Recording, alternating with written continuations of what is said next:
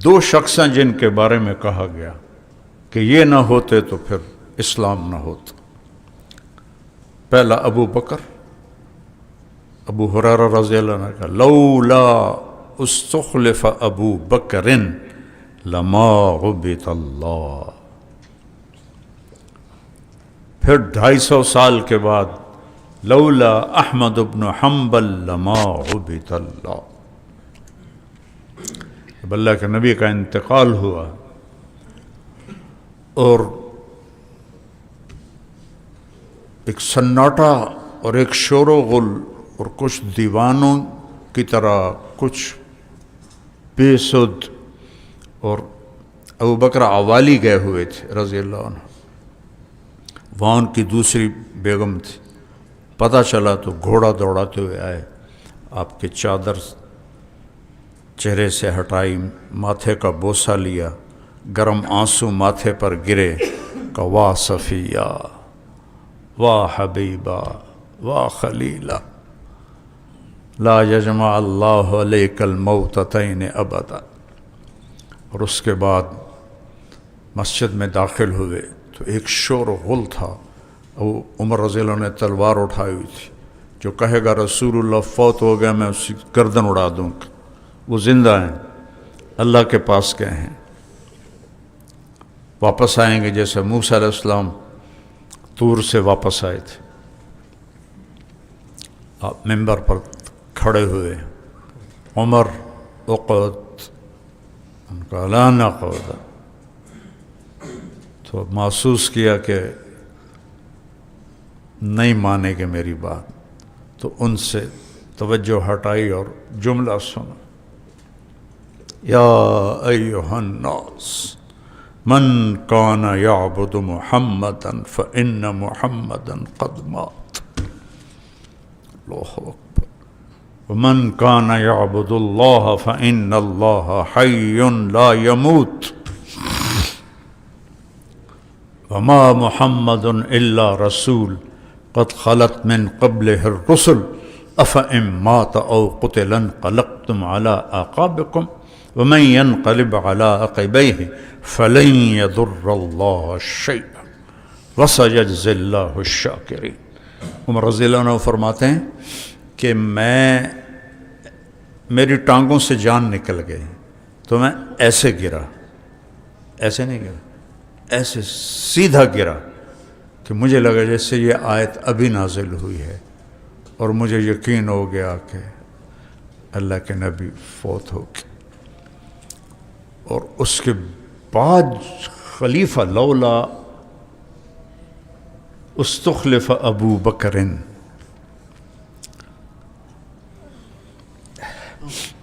عمر رضی اللہ تعالیٰ عنہ فرمایا کرتے تھے کہ کبھی ابو بکر مجھے ایک رات اپنی دے دے اور ایک دن دے دے اور میری ساری زندگی لے لے تو میرے لیے سودا گھاٹے کا نہیں ہے. کون سی رات؟ 27 صفر کی رات، غار ثور کی رات، جب آپ اللہ کے نبی کے ساتھ چلے. کبھی آگے چلتے، کبھی پیچھے چلتے، کبھی آگے چلتے، کبھی پیچھے چلتے، اور اللہ کے نبی پنجوں پہ چل رہے تھے کہ کھوجی پیچھے نہ آ جائے. ابو بکر ماں بھی کہا، کبھی آگے ہو کبھی پیچھے کو، یا رسول اللہ اخاف الطلب فامشی خلفک. ڈر لگتا ہے کہ کوئی پیچھے سے نہ آ جائے تو میں آپ کے پیچھے چلتا ہوں. اخاف الرصد فامشی امامک. ڈر لگتا ہے آگے کوئی چھپا ہوا نہ بیٹھا ہو تو میں آپ کے آگے چلتا ہوں. اور وہاں پہنچتے پہنچتے آپ کی ساری انگلیاں زخمی ہو گئیں پنجوں پہ چلتے ہوئے. تو جس نے دیکھا ہے ثور پہاڑ، اپنے کمر پہ بٹھایا اور پورے پہاڑ کی چوٹی پر لے کے، اور پھر آپ کو باہر بٹھا کر آپ یا رسول اللہ محلن، اندر اندھیرا، ٹٹول ٹٹول کے پتھروں سے سوراخ بند کیے. سوراخ زیادہ تھے، پگڑی اتاری، سوراخ بند کیے. پھر سوراخ زیادہ تھے، کرتا اتارا، کرتا پھاڑ کے سوراخ بند کیے. ایک باقی رہ گیا جس میں سانپ تھا، اس کے اوپر اپنی ایڑی رکھ دی، کہا یا رسول اللہ آئیے۔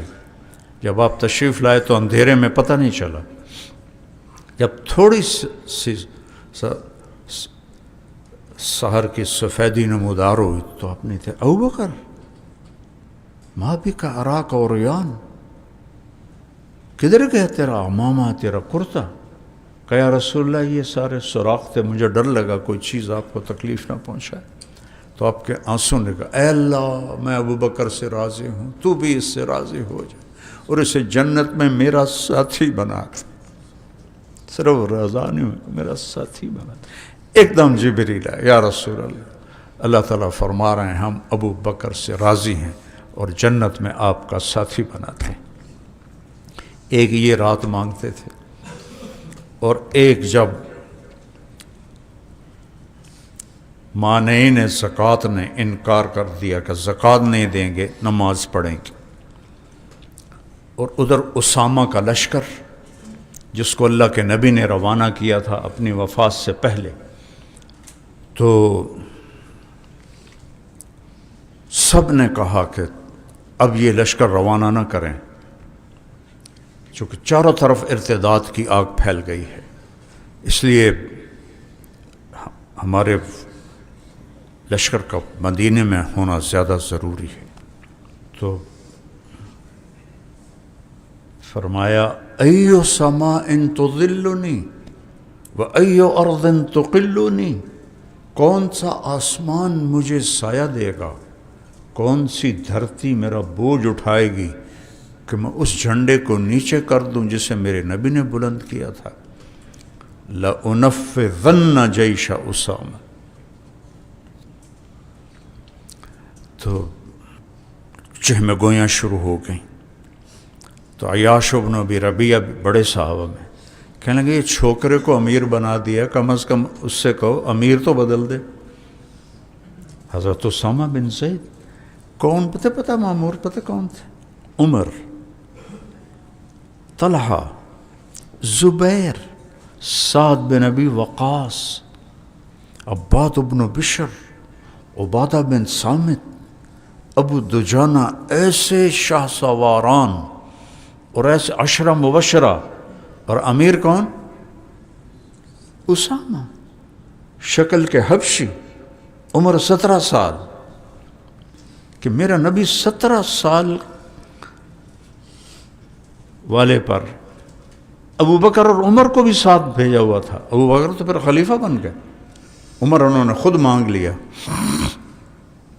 ان کو امیر بنا کے بھیجا۔ تو حضرت عمر آئے کہ سارے بڑے ساتھی کہہ رہے ہیں کہ امیر تو بدل دو، تو بیٹھے ہوئے تھے، ایک دم سیدھا ہوئے، مکہ مارا ان کے سینے پر کہ جس کو اللہ کا نبی امیر بنا دے، میں اس کو بدلنے والا کون ہوتا ہوں؟ میں تو تیری مدد چاہتا تھا، تو بھی میرا ساتھ چھوڑ رہا ہے۔ اور آنسو نکالا، طلب تو نصرتک وجئتنی بالخذلان، ثقلت کا امک ابن الخطاب وعدمتک۔ لشکر کو روانہ کیا اور پھر سب کو جمع کیا کہ میں مرتدین سے کیا کرنا ہے۔ یہ اس دن کی بتا رہا ہوں کہ جو عمر کہتے تھے کہ ایک دن دے دے، تو عمر بولو کیا کرنا ہے؟ کہا اب قتال کیسے کریں، لشکر تم نے بھیج دیا ہے، ابھی بس انہوں نے زکوٰۃ نہیں دی، برداشت کر لو، آپ پہ ایسا ایسا آ جائیں گے زکوٰۃ پر۔ عثمان تم کیا کہتے ہو؟ کہ جو عمر کہہ رہا ہے۔ علی تم کیا کہتے ہو؟ کہ جو عمر کہہ رہا ہے۔ مہاجرون ما تقولون کما قال عمر، یا معاشر الانصار ما تقولون قالوا ما قال عمر۔ سب متفق ہو گئے کہ لشکر نہیں، ان مانعین زکوٰۃ سے نہیں لڑنا، صبر کرنا ہے، کہ پیچھے بندے ہی کوئی نہیں، چند سا لوگ ہیں۔ تو ایک دم اٹھے اور ممبر پر آئے، فحمد اللہ، یہ کہتے ہیں اللہ کو پہچاننا۔ جب احد کی جنگ میں شکست ہو گئی اور سب کا رخ ہو گیا کفار قریش کا کہ اللہ کے نبی کو نشانہ بنائیں، ختم کریں، تو بھگدڑ مچی ہوئی تھی۔ تو اس وقت حضرت ابو بکر، عمر، علی، طلحہ، زبیر، سعد بن ابی وقاص اور قتادہ بن نعمان اور ابو دجانہ اور ایک آدھ کو 10 لوگ تھے جنہوں نے آپ کو گھیرے میں لیا ہوا تھا، عبادہ بن صامت۔ تو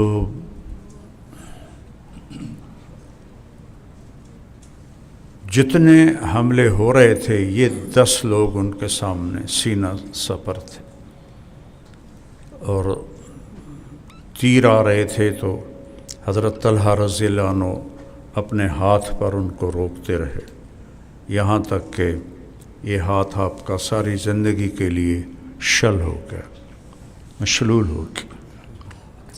ایسی ایک بات یاد آ گئی، جب حضرت علی رضی اللہ تعالیٰ عنہ کی بیعت ہونے لگی تو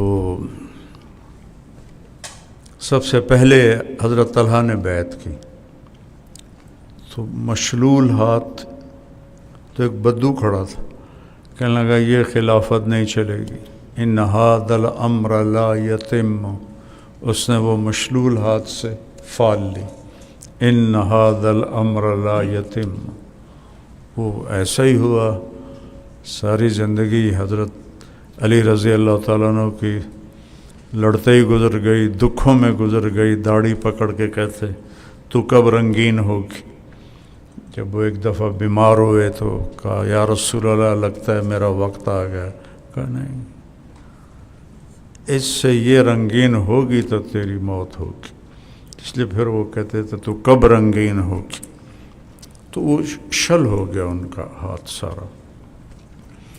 اور پھر قتادہ بن نعمان رضی اللہ تعالیٰ عنہ نے زرہ پہنی تھی، وہ آگے ہو گئے، تو وہ تیر ان کو لگ رہے تھے، زرہ پر تو اثر انداز نہیں ہو رہے تھے، لیکن ایک تیر آنکھ میں جا لگا، تو آنکھیں تو بند نہیں ہوتی، اتنا سوراخ ہوتا ہے، اندر چلا گیا، تو ایک دم خون سے چہرہ رنگین ہو گیا، اور وہ ایسے اللہ کے نبی کی طرف چہرہ کیا اور رونے لگے، یا رسول اللہ میری آنکھ چلی گئی۔ تو آپ نے فرمایا کیا چاہتے ہو، آنکھ چاہیے یا جنت چاہیے؟ کہا جی دونوں ہی چاہیے۔ اور کہا میری نئی شادی ہوئی ہے تو میری بیوی کو میں بہت برا لگوں گا اگر میری آنکھ نہیں ہوگی۔ تو یہ پتہ نہیں کہاں سے یاد آ گئی چیزیں آپ کی برکت سے۔